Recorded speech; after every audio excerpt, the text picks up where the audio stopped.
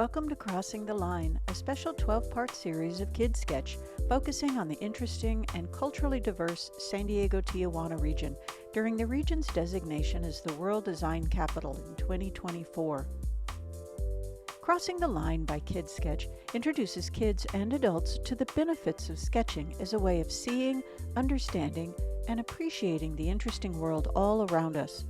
Crossing the Line welcomes a different guest sketcher, and today we have Pauly Bartolo, design principal of the architectural firm of DBRDS, and he's sharing his insights into the built environment and what influences his sketching, and he'll sketch for us one of his favorite buildings, the Salk Institute in La Jolla, by the architect Kahn. Welcome, Pauly, and thanks for being with us today. Our first question for you is, why do you sketch? For me, sketching is it's like the origination of architecture. So it's like when I first got involved with design and architecture, it was the first thing. I mean, I got into it because I wanted to sketch. It was like the very reason to, the idea of drawing and creating something was fascinating to me. So um, I sketch. I sketch because I feel like if I was to lose a handle on that skill set, I would fail to have a purpose to be in this industry. It's like it's the heart and soul of design and architecture. Do you have a preference of what you're sketching on or what you're sketching with?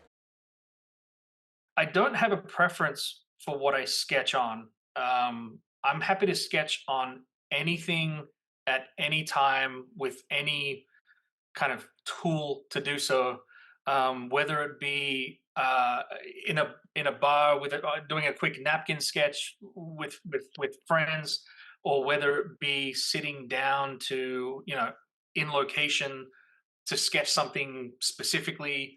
I'm always looking for different means and methods to practice sketching. So I've found myself collecting pens.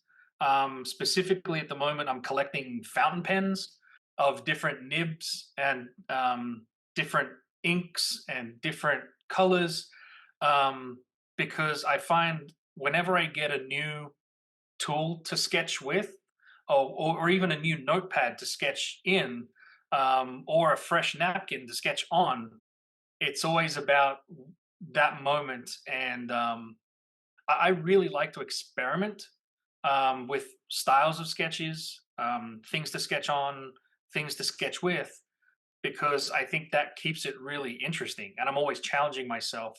Um, and I find that social media, Instagram, is a phenomenal um, inspiration for that, because you can find other like-minded people or sketches or accounts of people sketching in different styles, and then you might be inspired to try and sketch like someone else's. And I think I've posted a lot of sketches through my Instagram of where I'll even reference, hey, I'm sketching in this person's style, as a way of challenging myself and keeping sketching kind of fun and interesting, and always exploring different means and methods. Okay, so while we watch you do the sketch of Salk, can you tell us why you chose this building? So I picked the Sulk because I think throughout my education in architecture, there were certain buildings that at a very early age in the profession that you were kind of brought to your attention, right? And so for me, one of the first moments, well, the first moment I ever got inspired or to even want to understand or know what architecture is, was visiting the Sydney Opera House. And so going through early schools of architecture, and you start to learn the names Louis Kahn and Mies van der Rohe and Le Corbusier and others, and then you start to connect the dots of their buildings or where they are in the world. When I first came to San Diego, that was the first, I had to go see that building. That was like, this is the building of San Diego that I've got to see as soon as I can. And one of my mentors, Mateo, who I traveled to the US to work underneath him, was the person who took me there to see it. So we got to experience it together, and to see this iconic building that many San Diegans may not know is there, or may not truly understand the complexity and beauty that where it really crosses the line of those two things. of that building. And so I really wanted to do that building for that reason. But why I chose that view was, I think, the Salk Institute is known for its view out towards the water, right? And that beautiful courtyard and the symmetry of that. And I think the true complexity of that building is in that moment when you're not focused on the view and the water, you're focused on the layering that happens, of all these different elements. So you've got this reflection pond in front of you, which has water from another level kind of dropping into it. Then you've got one of the research blocks in front of you, and then behind that, you've got the laboratory block, and which has its open air corridors. And so there's this incredible. You go from this pure symmetrical view looking towards the ocean in one direction, and then when you turn 90 degrees, you get this radically different, complex, layered experience at the Salk. And so for me, I wanted to, I think, celebrate that because I think it's photographed a lot, but I haven't seen it drawn a lot. And so for me, I wanted the challenge of trying to draw that view.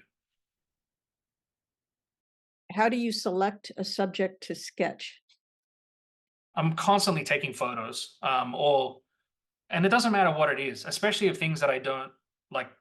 I rarely sketch our own projects when I'm doing it for myself.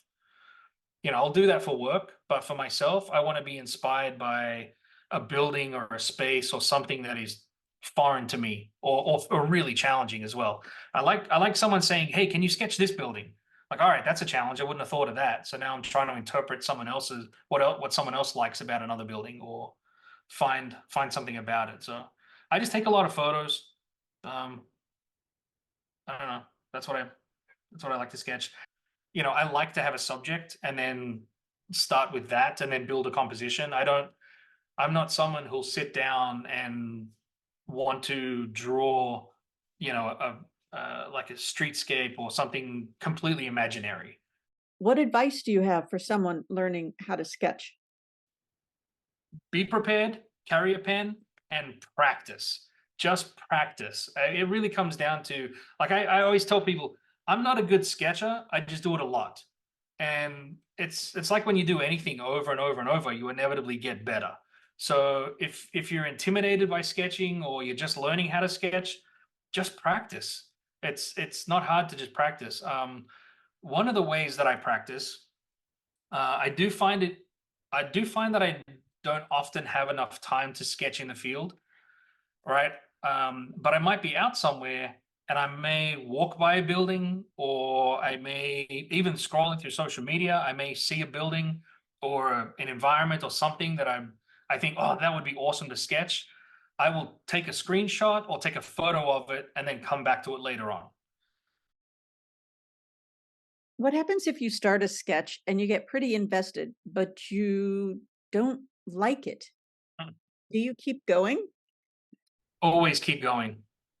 Always keep going. Most of my sketches I mess up at some point very early on, and then there's a moment, there's like a click in your mind of like, do I scrap it and or just keep going and fill it in? And I would say the majority of my sketches, about 3 minutes into it, I think it's terrible and I should scrap it. And then I'm like, absolutely not. Keep going, because who cares? It's just a sketch. And I think that's one of the things why I promote, especially with the students at New School, like sketch on napkins. It's the most throwaway thing. Like, there's no value to this. Like, what does it cost? Like half a cent? So it's not, we're not creating like Picasso's here. We're just sketching. Enjoy it. Have fun with it. Don't worry if you mess it up. Start again, or roll out some more trace, or grab another napkin. It's like, they're not precious. It's the most disposable thing ever. But if you can create some kind of moment on there or some kind of art on there, how awesome is that? With all your images to choose from, how do you decide which subject to sketch next? I was intimidated forever to try and sketch the Sydney Opera House. And in the last 12 months, I've done 3 different sketches of that. And so like finding something like that where I go, oh, that's going to be a challenge. That's more interesting to me than making something up, you know. Pauly, I've seen your sketches of the Sydney Opera House. I would think by now you wouldn't be intimidated. Well, it's more a matter of the importance of that building. I mean, that's one of the few pieces of architecture, in my opinion, that defines an entire nation. You know, I mean, that is intrinsically Australian. You know, and so if you're going to sketch that building, I feel like it's got to be done with the level of, I think, respect it deserves. You know, I don't know that I would ever attempt truly a quick sketch of that because I like there's so much to it. It's the detail of it. You know, you really want to do it justice. Yeah, and it's just like what you're doing with your sketch with the Salk Institute. Okay, that's enough from me. I think it's time for you to now take the challenge yourself, go do the lesson with Laura, and see how your sketch turns out. Pauly, thank you so much for your time and all the inspiration you've given us about sketching. Now we'll get started on our sketch. All right, good luck.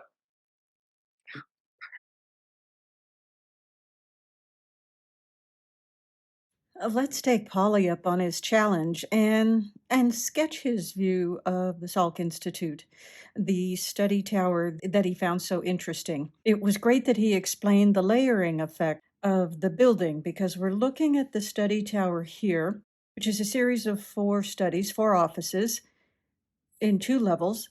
The upper level, this middle level, there's an open level in between and an open level on the first floor. There's the main building, the laboratories behind, and then these, which you're seeing another four studies, that's part of that big rectangle in the middle.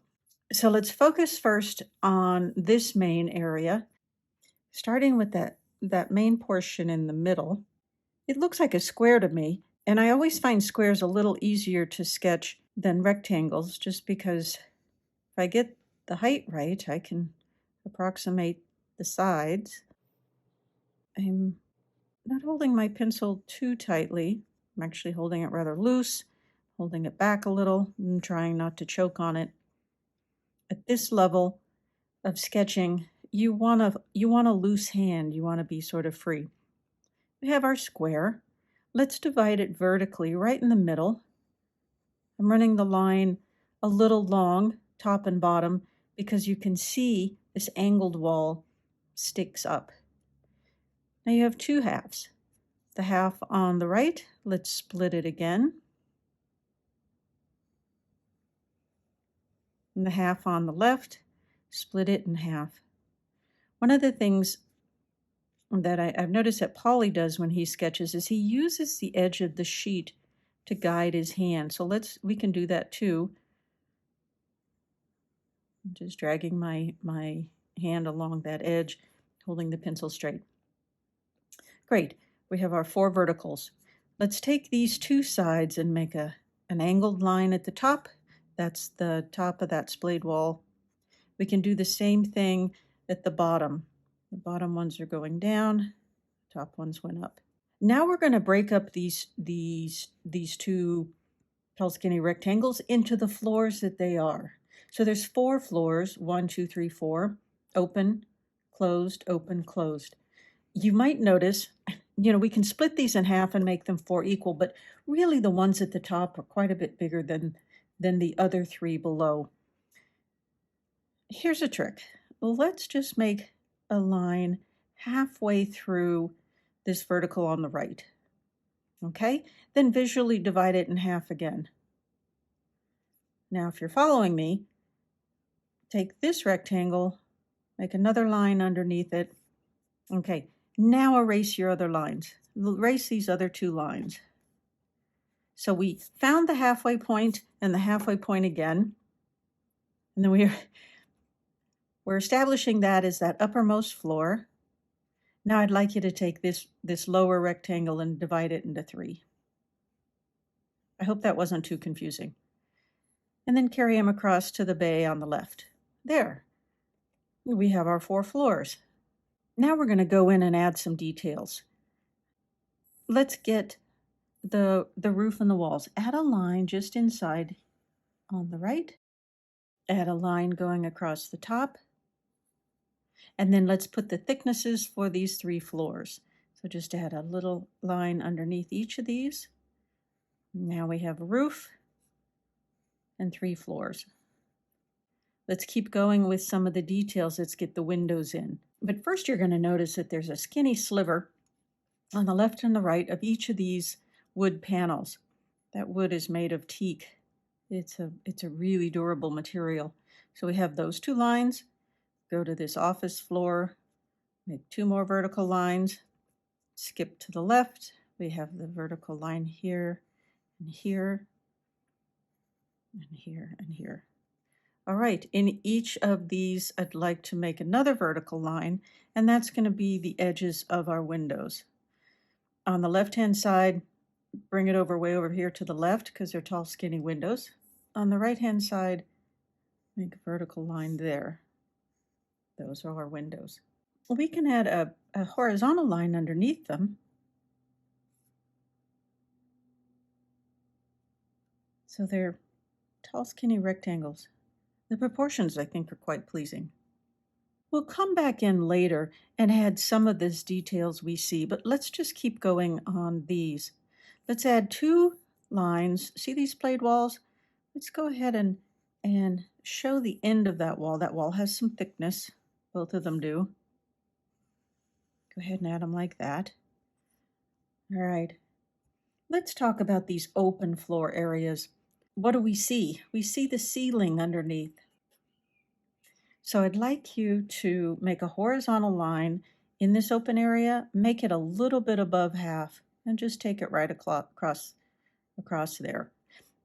I know that it's a little confusing in here. If at any time you want to shade in this area just to remind yourself what's a dark and what's a light, go ahead and do that. Even though we usually do shade and shadow later, you might find it helpful. Now let's do the pool next. We're blocking out the big pieces and then getting into more detail. The edges of the pool are parallel, but we're not seeing them parallel. We're seeing them angling back. They're coming back to a vanishing point. In the first Salk Institute sketch we did, we went into a lot of detail about perspective. And because this is about the only thing in perspective, I would like us to skip the whole deep dive into perspective. And let me just give you a couple of easy pointers. I'm going to ask you to make a dot right in the middle here of that splayed wall. And then I'd like you to make an angled line that goes from that dot, connect the corner, the bottom of this wall, and just splay it out like that. Now I'd like you to do the same thing off to the left.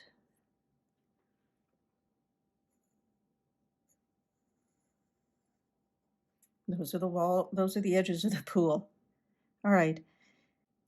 Let's do the end of the pool. Just below the bottom of this splayed wall, make a horizontal line that looks like about the width of the pool.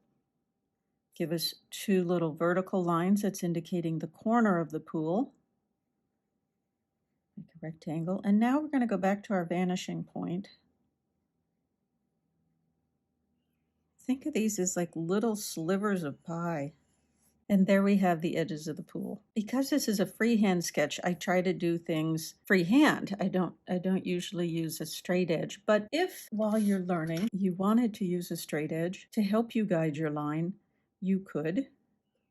You could use a ruler, the edge of a piece of paper. But eventually you're going to want to hand in the straight edge and try to use your hand.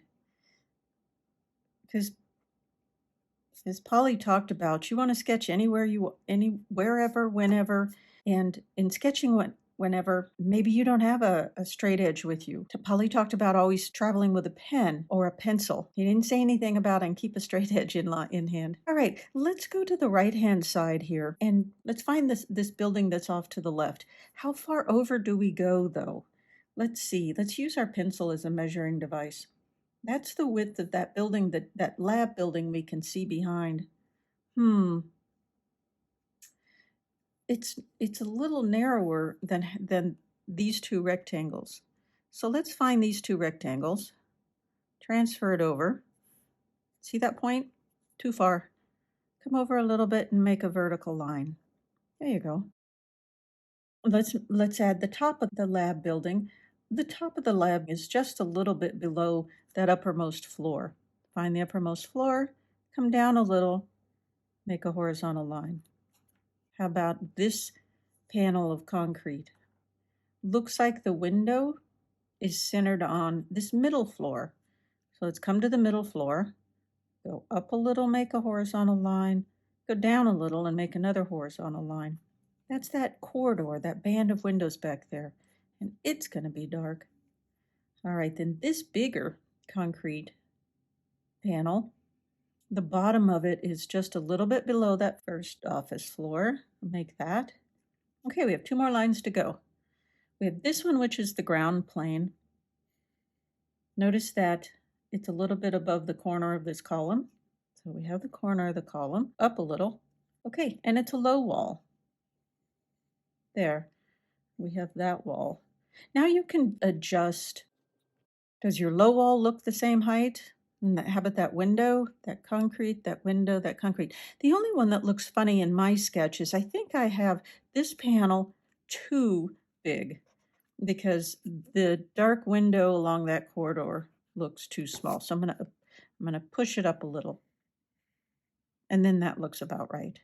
Okay, well that brings us to the building on this side. The floor of this building on the side lines up with the bottom of this wall. Now we're back in perspective. We have that point, back to our vanishing point, carry it out. If you need to connect it with a straight edge, go to your vanishing point, go to the bottom of that wall, out it goes. The height of the wall, about halfway up that topmost floor.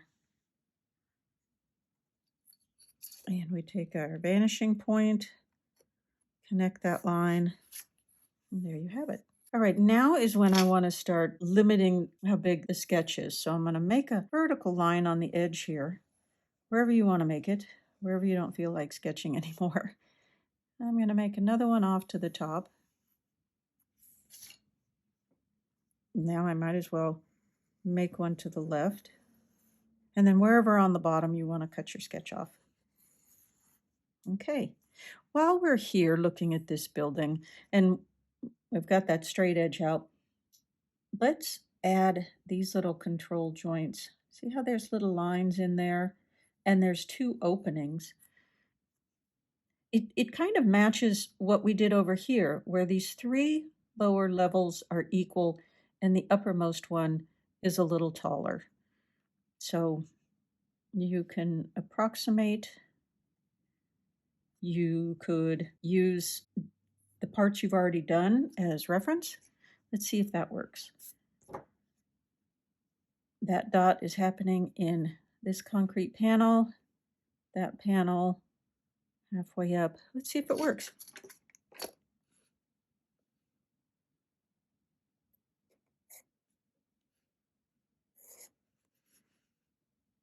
And these lines maybe are not the most important because they're not very visible. Yeah, I think that worked pretty well. All right, and then let's just add a couple of straight lines in here for the edges of those windows, those openings. And remember, the tops of those window openings are going to follow, they're going to flow back to the vanishing point. Any of these diagonal lines that look like they're in your way, you can keep up with them by erasing them, whether you're using an eraser or the end of your pencil. Okay, let's add these study windows over here.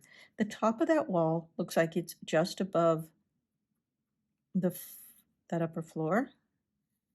Use it as reference. And then the bottom is about equal to the splayed wall, so let's put it there. And then these, you can make them any way you want to. Let me block out what's a given. The roof is a given. That bottom floor is a given. Now let's divide it into equal spaces. And then there's a little sliver on the left side of those windows, and then just divide it in half and block out the windows. It's a series of rectangles and rectangles and rectangles. So there's this whole stair and planter over here. We can do it. We need to give the edge of the pool a lip. See how there's a ledge there? That's the edge of the fountain. There's one on both sides, actually. So let's it's like, how do you find that point? Make a diagonal radiating out.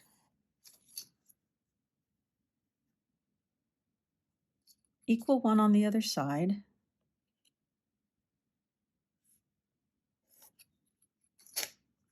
That's the edge. That's that edge.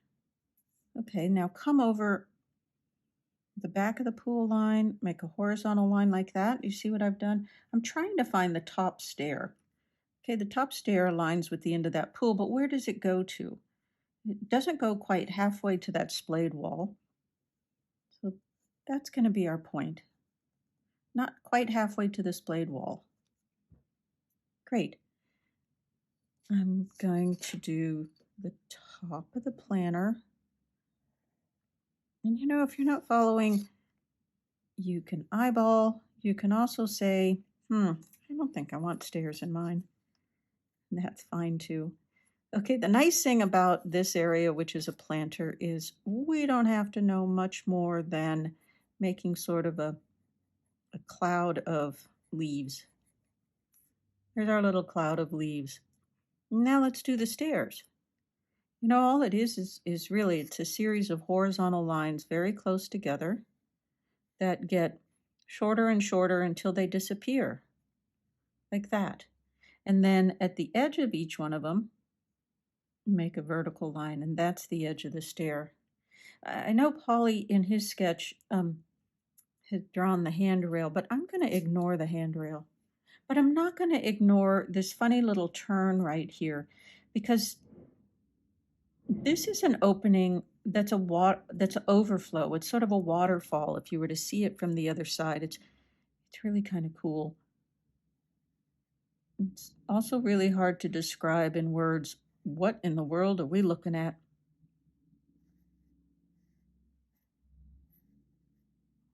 So I'm making, basically about halfway in, I'm making two little verticals in that wall, the edge of the pool. I'm making a horizontal line that goes over. So that's that opening and the wall that returns. So it's like an upside down L. Okay, it's a backwards L and a number 7. Can you see how we've made this backwards L and the number 7? All right, now we need one more thing. That funny little rectangle that's just floating in the middle there. Make a line it's following our perspective rules. I'm going to make another one just a little bit beside it. And we're going to connect it with two horizontal lines.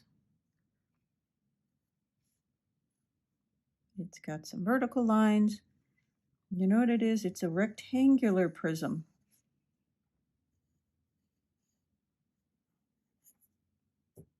If you can get that,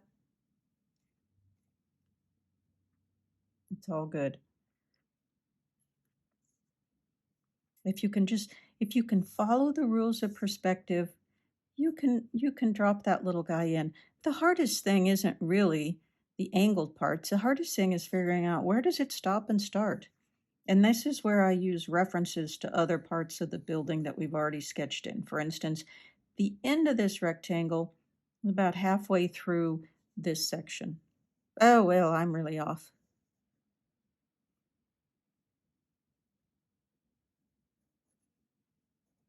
I'm going to leave it anyway. I've decided I'm good with it. I don't need to be that accurate. Visually, it looks okay. All right. What's the next thing we can do? We're actually getting very close to being ready to stop our pencil sketch and to start inking. The one last thing I'd like us to do is these lines on the splayed tower. So if you'll notice that at each floor level, there's a line that shoots off. They're not perfectly parallel. Oh, in real life, they're quite parallel. But because we're seeing that splayed wall at an angle, these aren't parallel as our eye sees them.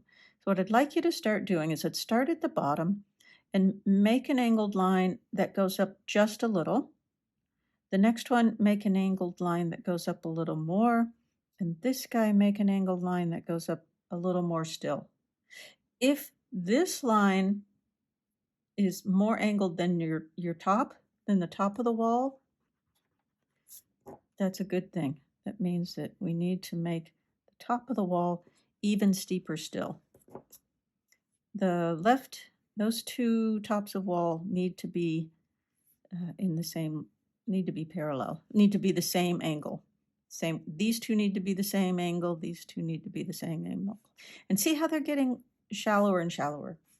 So there we have it. Now, do we want to draw these little fellows in? They're going to be in sort of silhouette, and they're going to have very little detail on them. Their heads are about halfway up the opening, and they're tiny dots. And we really don't want too much detail on them, because if we were to get too much detail, suddenly they take on too much importance. All right, a couple of last things I'd like us to do. This corridor opening, remember it's a lab building behind this study tower. And Pauly talked about that layering effect. We can see the lab building through this opening. So let's do this corridor. Let's run it through. You can see it in both of these openings. This one, it stops right about here. I'm making it a little dark just to remind ourselves. Also, if we're paying attention, there's a thick column back here on both floors. So why don't we put that column back there? The top of the column starts at the back of that ceiling and goes down. Starts, we see most of it. Goes down like that. Okay. The other thing that we could add in is this railing. It's about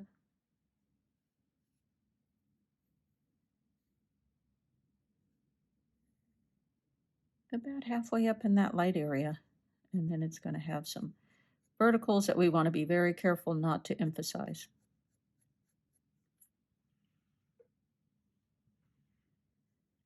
Last little bit is let's leave ourselves a little reminder that we can see the shadows. Let's leave ourselves a little reminder that we see the reflection of the building in the water. There's a breeze blowing. It's causing some ripples in the water. If it were a perfectly clear day, we might see something very close to a mirror image. But there, like I said, there's some movement in the water, and it's causing these lines to be ripply. So make a series of dots. This is just to remind ourselves that when we get into coloring it all in, filling it in with the ink, we have some reflection to deal with. And it's going to be cool, and it'll help our sketch really read and be really convincing. When I do movement on water, when I do reflections in the water, I always try to keep them as horizontal lines. Even if I'm making a vertical reflection, it's a series of horizontal lines like that. And then your reflections will be a lot more convincing. Okay, let's start inking. I'm going to use a Pilot pen, precise 0.5. I'm going to retrace my steps. I don't want to choke the pen in this part either. I'm not holding it too tight. I'm just following where we had been, what we had done with the pencil lines.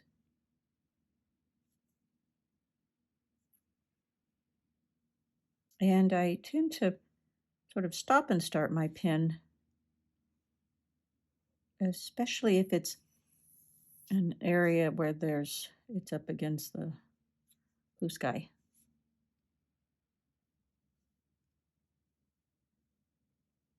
Let's just make the edge not quite so pronounced.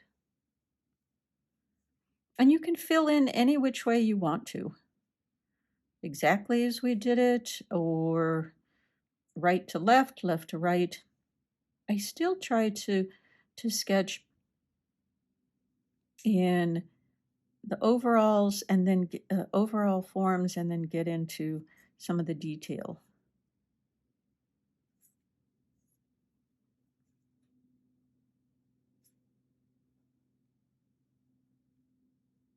This is where you can bring your sketch to life and start to really add some character to it.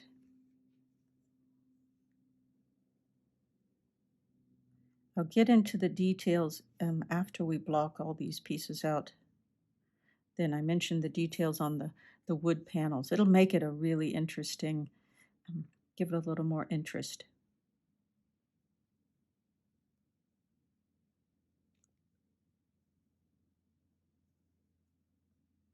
Some people will get two different kinds of pins when they do a sketch like this.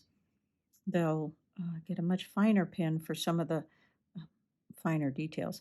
All right, these control joints, I would not make them as one hard straight line. I'd make them as a series of dots just because they're very subtle. And we're adding them just because, I mean, it's not one of the major parts of the wall. We're adding them just to give a hint that this is a concrete wall, and a concrete wall is going to have those control joints. All right. Now, remember that we can see this is a thin column, and we can see it, the thickness of it, or the lack of thickness on it, on these two floors that are open. And we also had those columns in the back on those two floors that are open. So that's what I'm doing now. And then we see the ceiling. So add that horizontal line for the ceiling. You can add the horizontal line that is that window opening, the corridor beyond. And okay, so for this railing, I might as well do it now since I'm on that floor. I'd recommend that you take your pen, start at the top railing, and then just sort of flick down like that. They don't have to go all the way if you can. But if you do it like that, it's a suggestion because those are such tiny railings. You don't even see the vertical railings over on this right-hand side. But we want to give a hint. There's railing there. Let's see, I need to do these windows here.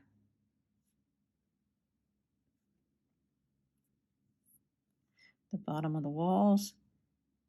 Now, all of this is in shadow, but we still need to get the back of the walls in there. And it's hard to see where the back is. So if you just take what's on this side, you know, somewhere back in here is the wall, hits the ground plane. Okay, then we can go on to the right-hand side. You see that there's a line about 2/3 of the way over. And it's where there's a little notch in the concrete. It's barely big at the top. It's a little wider in the middle. Same on that middle floor. I actually don't know what they are. I need to go look them up. You could ignore them if you wanted to. I find them interesting. So I went ahead and put them in. It's part of the character. And then these low walls, or this low wall. Okay, and then now this building that we're seeing the end of, and its outer wall is in perspective. And this whole wall is going to be in shadow.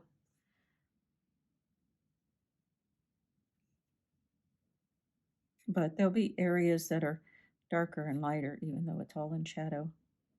You see how those door openings, it gets a little darker at the door openings. Okay. Anytime you want to do the edge of your sketch, you can. You don't even have to do the edge of your sketch, as you know. When Pauly did his sketch of this view, he did it in a smaller sketchbook and he didn't use a border at all. The edge of the page became the border.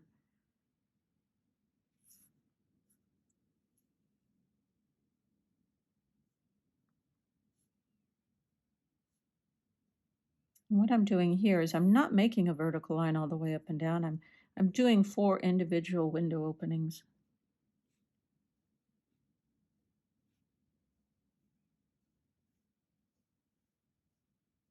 Though I can see there's some line there.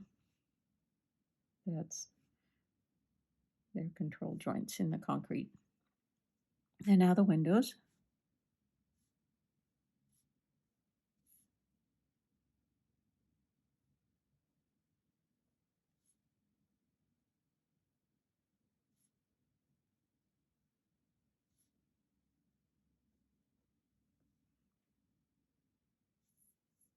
The shrubbery, since we're over here,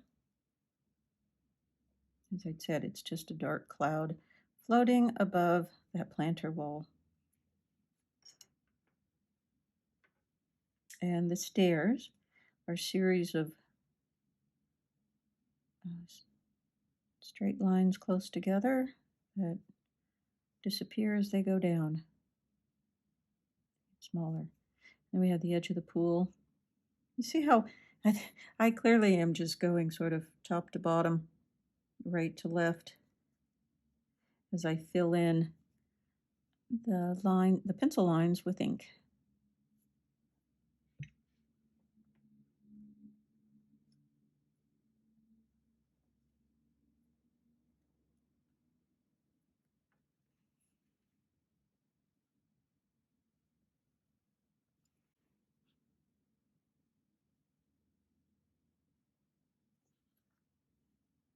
Pretty's going to be a good time to, after we let the ink dry a little bit, to get the eraser out and take some of the pencil lines out of the way.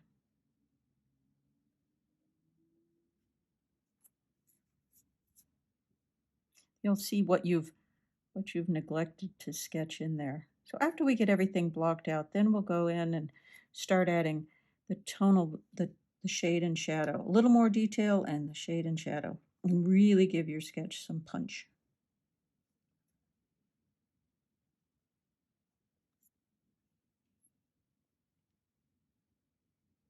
For instance, there's a lot of detail in the windows that we can add. That'll help.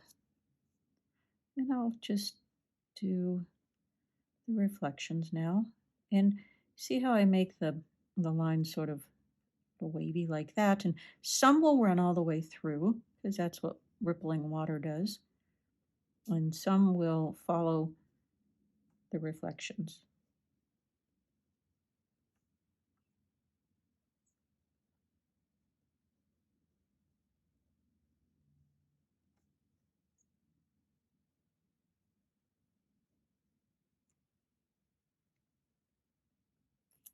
There's a little bit of reflection on the edge of the pool over here.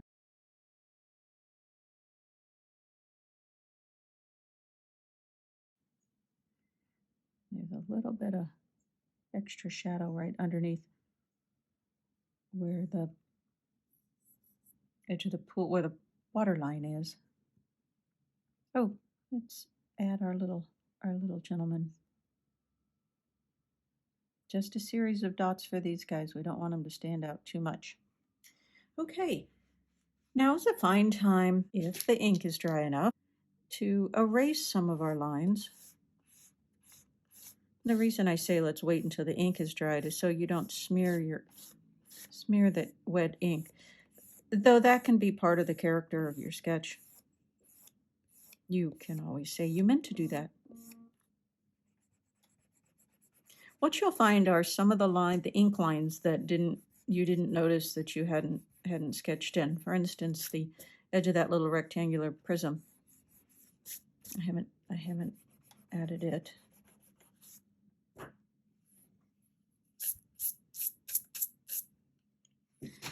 All right, the next thing is let's start to add some of the shadows.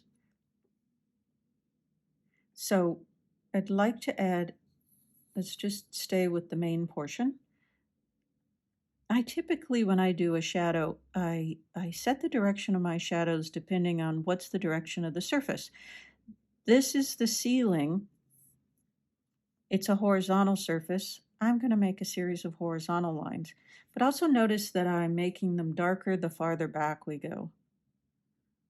There's more light bouncing around up front, so those lines are going to be a little farther apart. As we get farther back, they're closer together. But what else on this floor has shadows? The inside face of these walls, which we can make straight up and down like that, especially because they're so skinny. And then look at this diagonal shadow. The edge of that upper floor is casting a diagonal shadow across that column. So let's add some vertical lines there. Notice that I hop down to the first floor.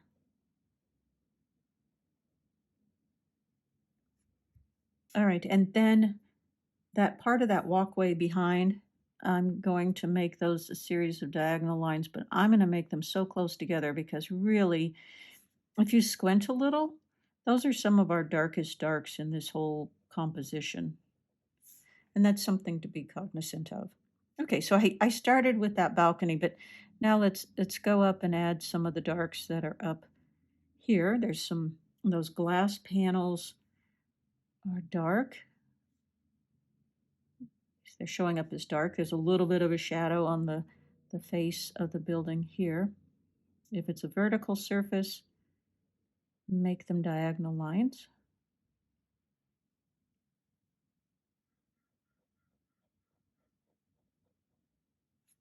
Okay, and then if there's any shadows cast by the roof, which is barely. All right, now I'm going to do, I guess I'm working my way down.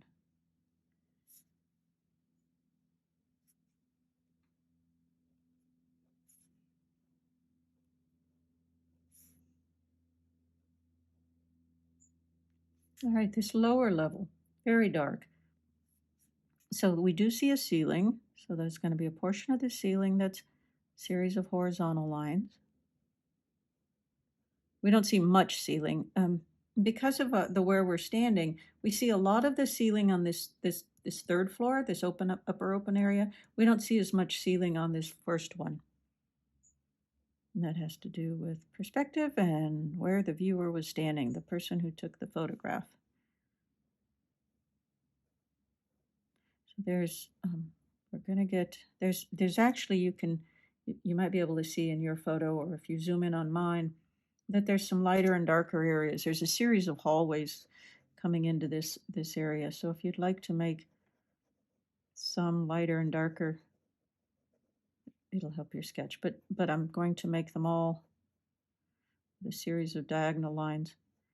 And I'm going to do everything but where these two gentlemen are standing so that they stand out. They're in the foreground, the sun is shining on them, they're not in shadow. And then these angled walls are casting a shadow there. You can see that. And then back here, this is pretty dark.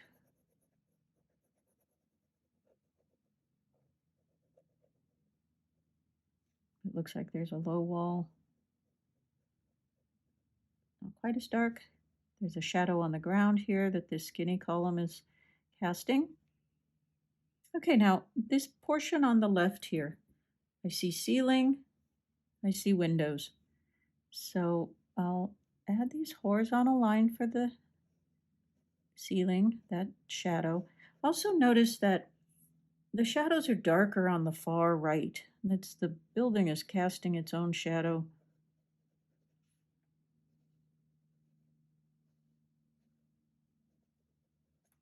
Like that. Now let's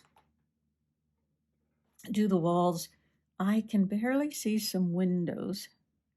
It's sort of like a window grid. Series of rectangular grids. Like that. The window frames are darker. And then the windows themselves, let's just do a series of diagonal lines. And they don't have to be perfectly parallel. But also remember they're getting a little darker on the right-hand side there. There, hopefully that reads well for you. These little verticals are in shadow, those notches.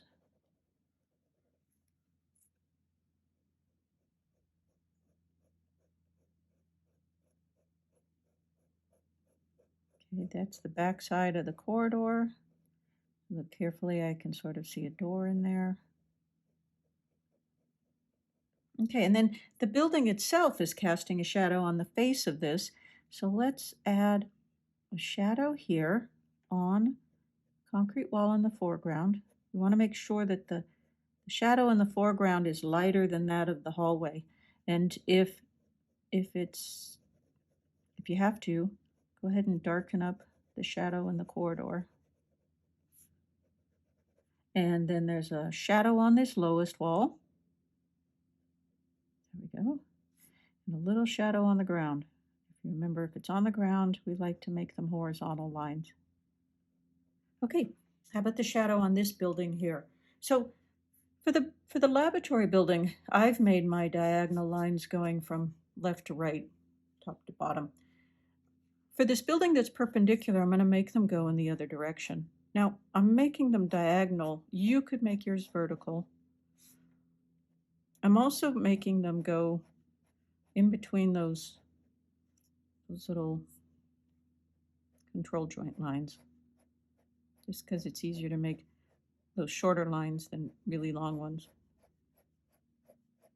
And I'm making them sort of as flicks. Okay, and so then where those windows or those openings were, go ahead and give them some shadow, a little extra shadow.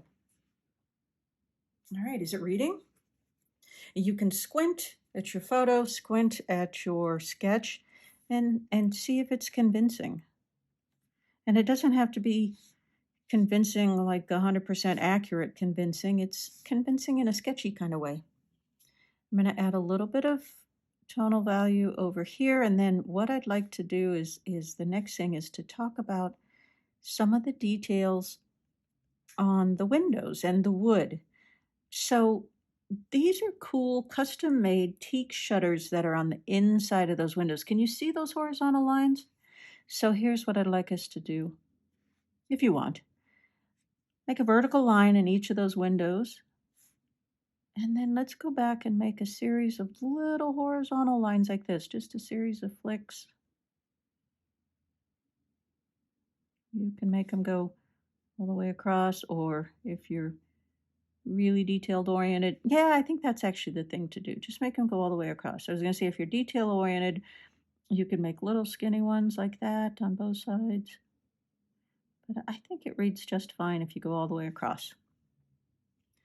You can do the same thing for these windows over here on the sides, but because they're farther away, we don't want to give them as much detail. We want them to be sort of, and etc. Oh yeah, and there's some windows over there, but we're not trying to call out too much attention to them.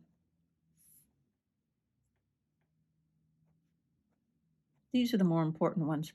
Also, okay, let's make a series of just really fine lines, horizontal lines.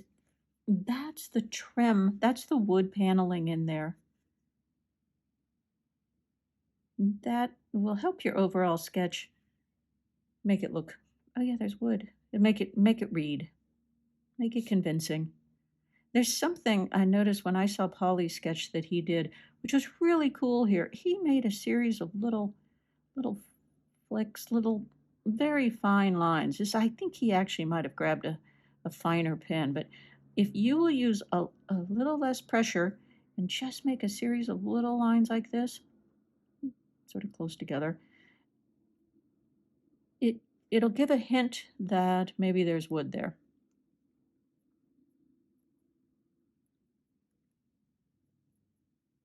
And you don't have to do the whole thing, just do a corner, just give a hint. I think it sort of reads. How about you?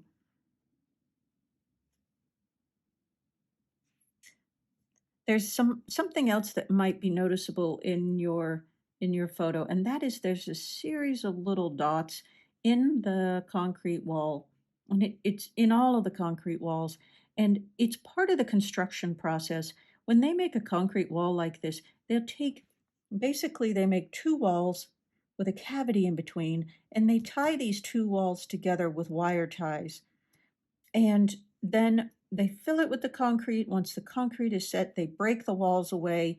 And those wire ties, or at least the ends of the wire ties, are showing like a series of buttons. It almost reminds me of like soda crackers. So if you make some tiny dots in a grid-like pattern, but not all of them. And just use a real light pressure there. And it just says, oh yeah, that's concrete. I know it's concrete because that's how they make concrete. It'll have those dots.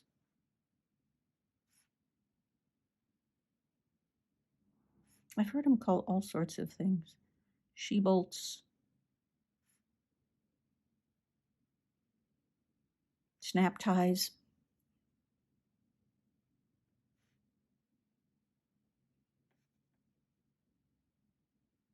You want to emphasize, I mean, if you're going to do them, they'll be prominent, more prominent here, far less anywhere else. Okay, what else? I think just a little bit left. We'll do some shadow on the pool. See, this little low wall has shadow. A different building across that courtyard is causing it. So horizontal part of that pool wall gets horizontal lines. The vertical parts of the pool wall gets the vertical / diagonal lines. And then you can make some more, show more lines for the shadow that's being cast that's falling on the water.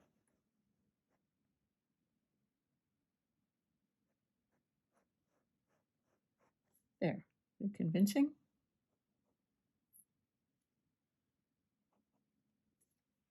Now, last but not least would be what Pauly would do with the sky. And I'm going to go back to my pencil for this.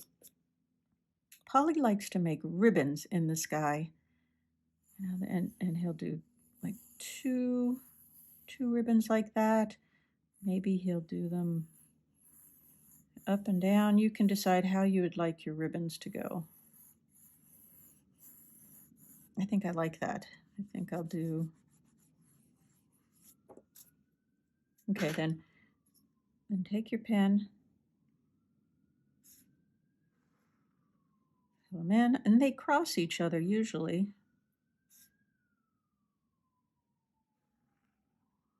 Like that. In this case, let's do some little vertical lines in our ribbons. And then we're going to color the sky. If you have a blue colored pencil. And if you too, we'll do the sky and we'll do the water. Let's pick up the blue. And if you happen to have a tan colored pencil, we can do that as well.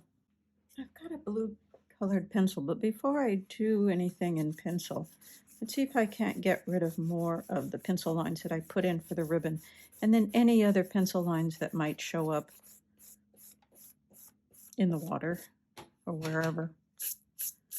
All right. Again, I'm sketching like Pauly, and Pauly tends to make very vertical lines in his sky. So let's try some vertical lines. He also uses marker a lot, but I don't usually have markers around my house. Or if I do, they're always lost.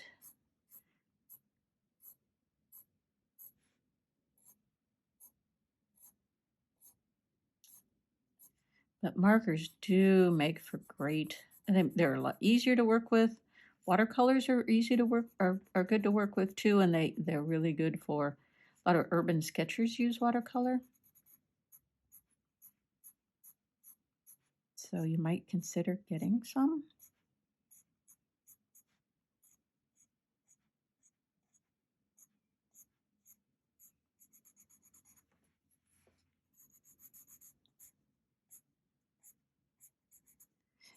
You might have seen some of Pauly's sketches where he doesn't use blue for the sky at all.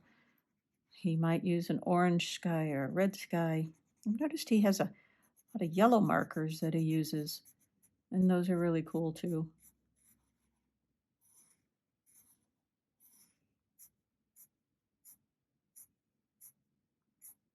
A lot of my sketches are just pen, or just in ink. They might be all ink or they might be all pencil. I don't always travel with colored pencils. All right, now how about the water? So I think for the water, I'm going to go in the other direction. I like that it's the same color as the sky though. In the photo, this blue in the pool looks a little like a little greener than the sky.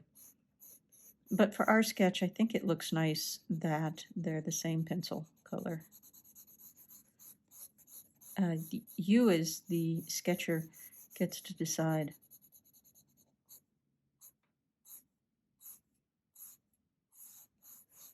All right, and now with the pencil out, you can also start to add more color where the reflection is suggesting more color, because that's how it is actually turning up in the pool. It's where there's shadow, it's just bluer. It's not showing up as dark black, it's showing up as more blue. And that's kind of cool.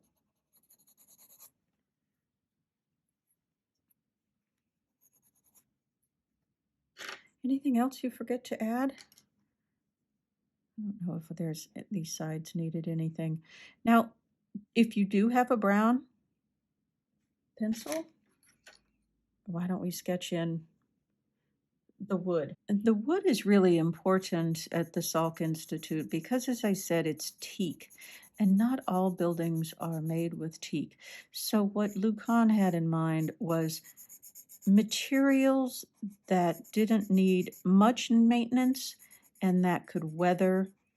So they've got the cast in place concrete, which can be exposed to weather. It doesn't need that much maintenance.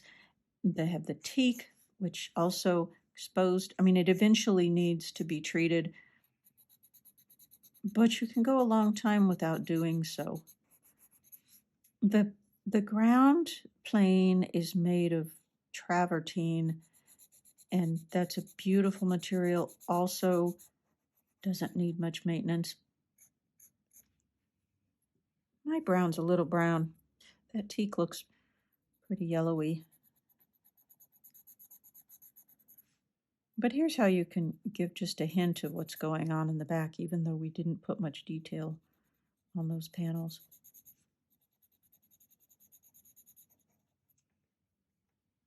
Okay. I think the only thing remaining is to identify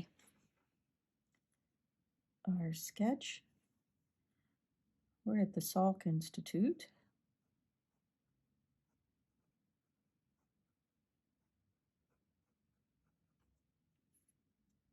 Jolla. We did study towers. I'm going to say study tower. And I usually like